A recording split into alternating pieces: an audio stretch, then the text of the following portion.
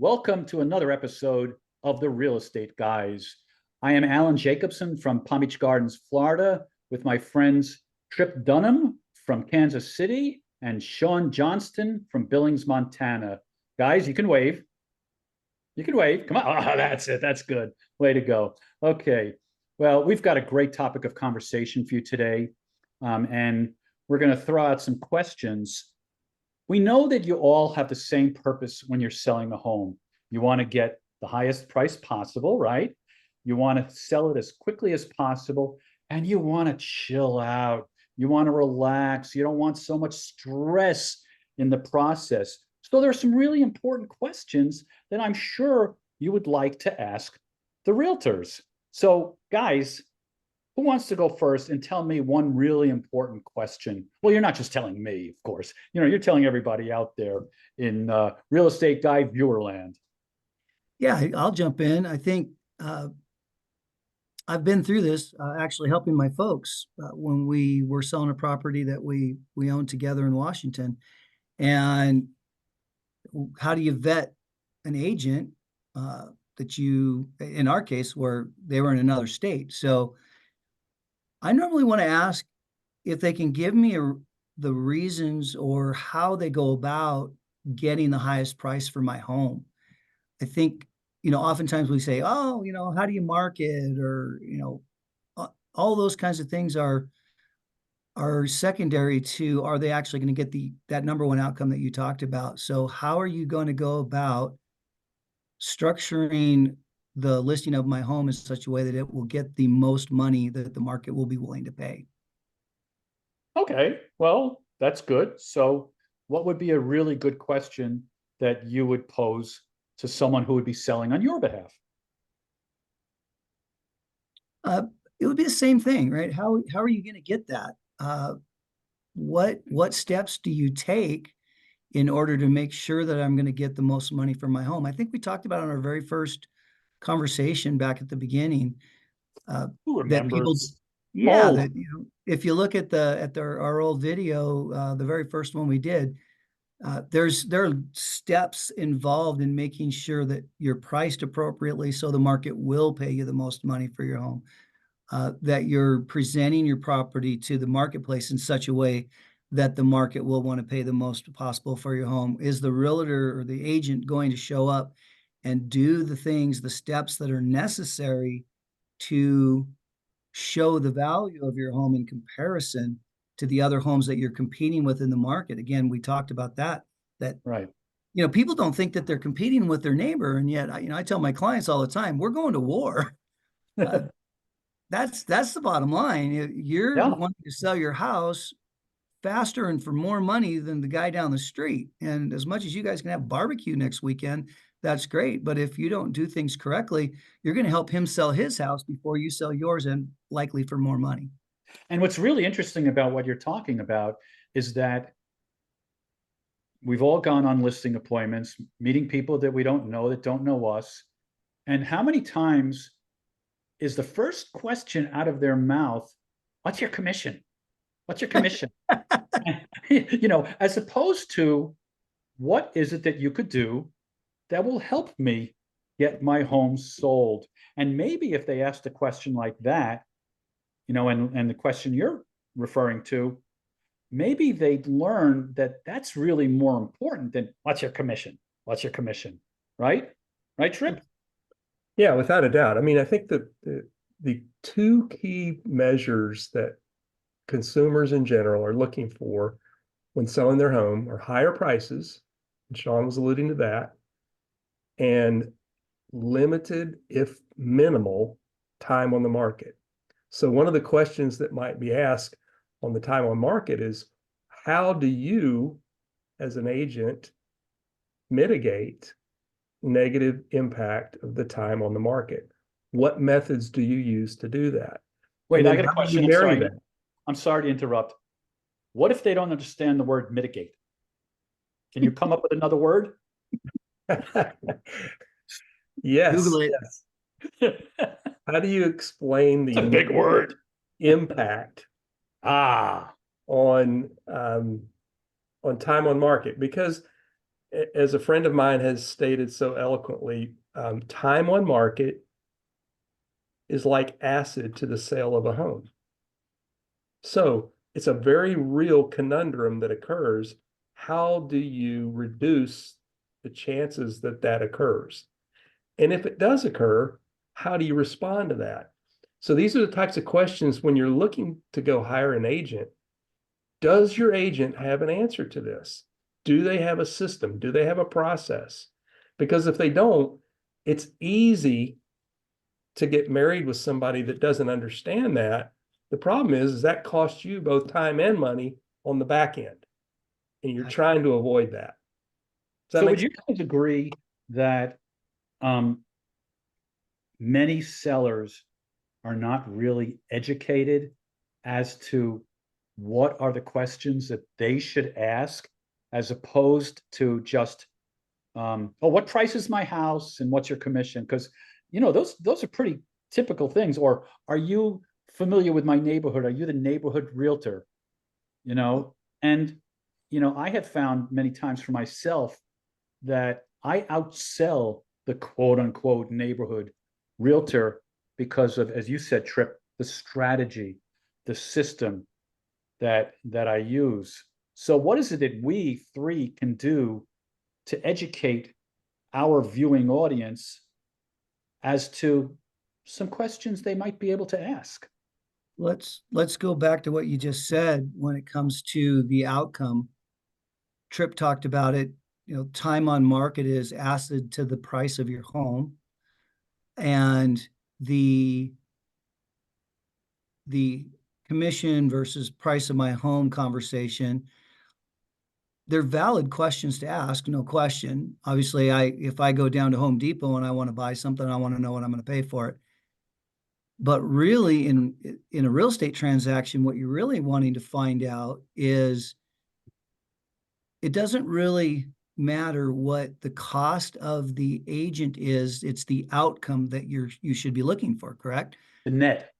Yeah. What would be my net outcome? And in our case, we're able to say, hey, we have stats that prove that we're getting our clients 7 to 12% more than the traditional real estate model. Well, what does that really look like in real numbers? So let's say it's a $500,000 home, and let's say let's go with a low number on that scale and say that we were only able to get you 7% more than a traditional realtor would have gotten for the same property in that neighborhood. Then what's 5 times 7? That's $35,000. If the cost of our service is a half a point more, or even 1% more, that would be $5,000 versus $35,000 more in your outcome. You still are coming out way, way, way ahead. Rather than going with somebody where your house may sit on the market, may not have the proper showings, and all of those things start to impact. And not only are you not getting more than the average in the market, maybe you're getting less. Does that make sense? Yeah, of course. So how do we educate you guys out there to really ask the right questions? That's my question. How do we educate them? Or are there any other questions that we can let them know that they should ask? Yeah, I think again, it really comes down to, do they have a system? And I think that's what I've found in my own experience out presenting our services to the consuming public, is to share with them an actual system. When I can pull out, something like this and say, can I see it? Here it is. Yeah, it's really fun when you try to do this with your camera on your computer, huh? Yeah, But you want to get to where you can show here's the impact of days on market. Here's the impact of response time by a buyer. If they don't write an offer right away, what's the impact on that offer? Is it going to go up or down? Well, no, it's likely going to go down. And so does that agent have a systematic approach to I'll use Tripp's word, mitigate, to minimize the impact of that situation. And what we have found when talking to clients is they've not met anybody, if they have done 4 or 5 interviews with other agents, that's actually had a systematic approach to how will they address that. I can't speak to whether or not one system or another will actually accomplish the outcome, but what I have found is that most agents don't have a system. They don't really have a plan to how they're going to address those things when they come up. You need to at least have an agent that can very clearly explain how they're going to deal with that. So a great question then would be, do you show my home yourself, or do you, like every other agent, put it on a lockbox? Wouldn't that be a great question for somebody to ask? Excellent question. Excellent question. And I think, do you put together information to help explain to a buyer or buyer's agent the value of this home in this neighborhood over other homes that we may be competing with? I think it's important to also note that even when you have a program, which is by far like unique in most cases for agent to agent, but just having a program is excellent. But I think it's also important to realize that in a program, there are no absolute guarantees, but there are what I call probability enhancers. In other words, the program enhances the ability for the home seller to not only get the highest price, but to do it in the quickest amount of time. And we want to put things in place for our sellers that maximize that probability. It gives them the greatest chance. And things such as staging. What do you do for staging? How do you handle photos? Do you take them with your phone? Do you have a professional photographer? Do you use drones? Do you use video? Who is this marketed to? Who is it distributed to? These are all probability enhancers. And if I'm hiring an agent, I want to know the answers to those questions. How are you marketing my property? What tools are you using? What portals are you using? How does it get out there? How does it get maximized to get the greatest return or greatest sale for ourselves? Those are great questions. And I have one more that, to me, for myself, and I know you guys as well, has been one of the biggest things is, so you know that I'm Mr. Seller or Ms. Seller. Well, I can't speak like this, so I have to be Mr. Seller. So how would you get me the highest price? My home. Okay. So one of my questions to you as the agent would be, how do you negotiate? Because negotiation is such a key in what we do and how we can get a higher price, or any agent should be able to get a higher price. If you don't have good negotiation skills, and that's not just for the price of the home, but it's also for the inspection. And even in a little bit of a way, not exactly when it comes to the appraisal. You know, do you meet with the appraisal, with the appraiser? Do you meet with this person? Do you show this person the value of my home? You know, I think those are really important things. What do you guys think? 100%. I totally agree with, especially like the appraisal scenario, especially with where we see the market going currently. You know, here we are in June of 2024, and there are substantial indications that, you know, home prices are starting to slip. You know, the market is definitely changing, especially I think in your market in Florida, Alan. We're seeing dramatic changes. We were reviewing that with my team this morning, where our numbers are moving here, even in Montana. And so you really have to address that kind of stuff. And then I think another issue that, we were talking about before we got on this morning was how do you make sure that you're working with a competent, experienced agent? I think that's a question that needs to be addressed for the average seller or buyer, for that matter. Is we've learned over the years that, unfortunately, do we have 15? We have just been given the 15-minute warning. That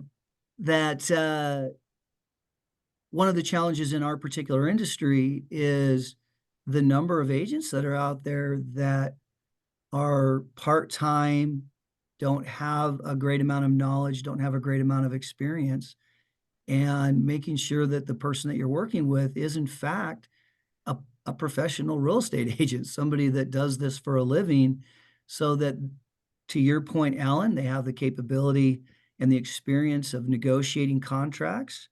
They have the experience in pricing your home accurately and helping you with the marketing the way it should be. And so asking questions about that, how many homes have you sold this last year? Have you sold, a number of homes in our price bracket? If you're coming out to list I always chuckle when it's, we went with my brother-in-law's kid that just got their license, and we're going to list our $1 million home with them. Would I do that? Not in a million years. That's probably not a wise move. Well, I have a So- slightly different take on that, actually. I don't think years in the market is necessarily an indicator of somebody's abilities.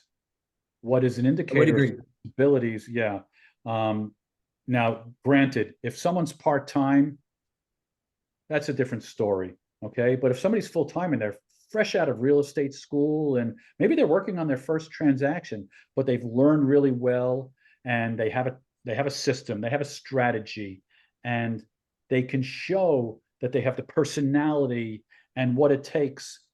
I'd give the person, if they met my expectations in an interview, I'd give that person a chance. How many homes they've sold last year? There could be various reasons why one person sells more and one person doesn't sell as many. Because, for instance, there's, somebody in my market that sells over 400 homes a year. But I could tell you for a fact, I've seen a lot of price reductions, and I know a lot of agents, and I'm not mentioning who, that don't like working with this person.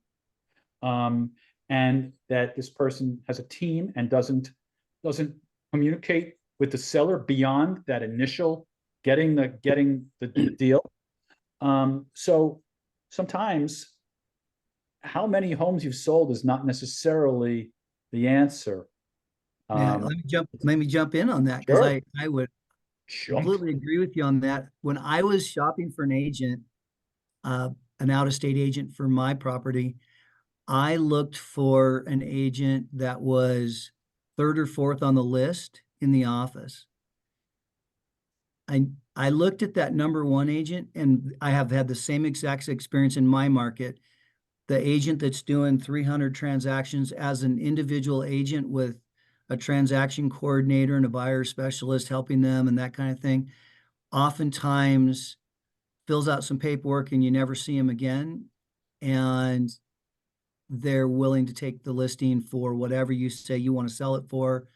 And again, so there is a balance to that.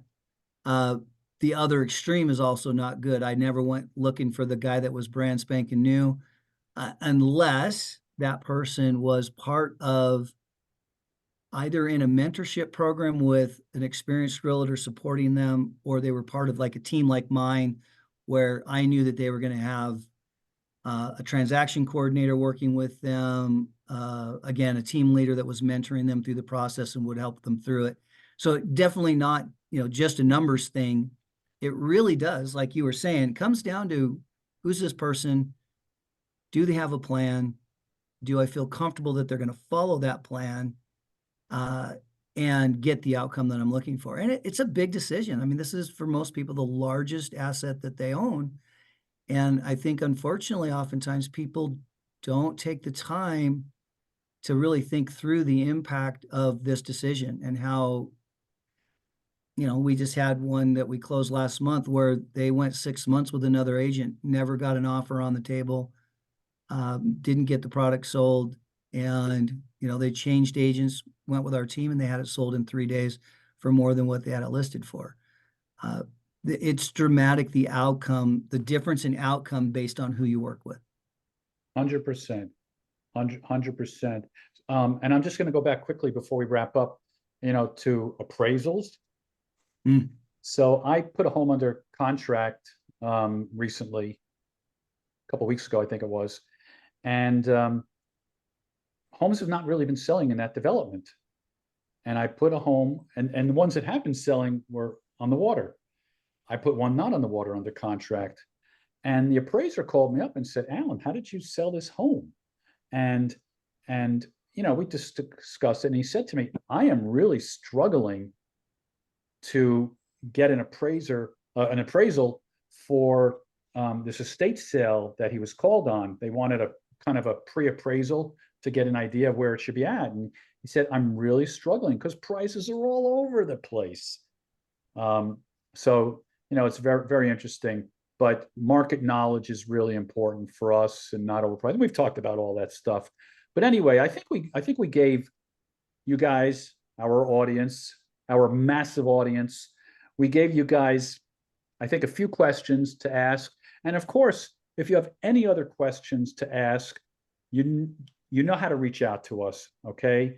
And you've got Montana, you've got Kansas City, you've got Palm Beach County, Florida.